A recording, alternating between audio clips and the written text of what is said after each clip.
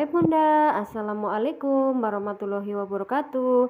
Masih bersamaku dengan resep-resep masakan sederhana, resep masak ala rumahan. Kali ini saya mau bikin lodeh tempe tahu labu ya Bunda. Lodeh bumbu iris, bumbunya ada bawang merah, bawang putih, cabai, lengkuas, daun salam.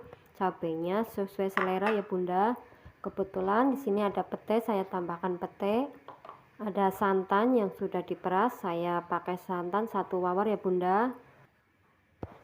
Iris tempe tahunya ya Bunda. Setelah diiris kita sisihkan, lanjut iris labunya ya Bunda. Iris labunya memanjang ya Bunda, atau sesuai selera.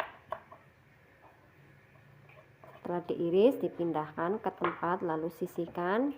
Lanjut iris bumbunya Bunda. Iris bawang putih, bawang merah, cabai.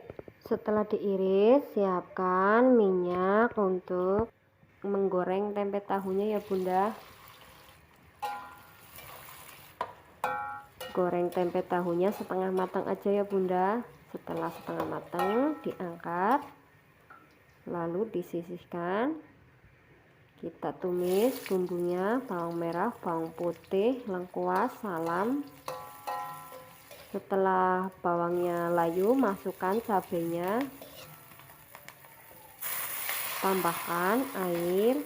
Kalau sudah wangi bumbunya, masukkan labunya yang sudah diiris. Jangan lupa diaduk.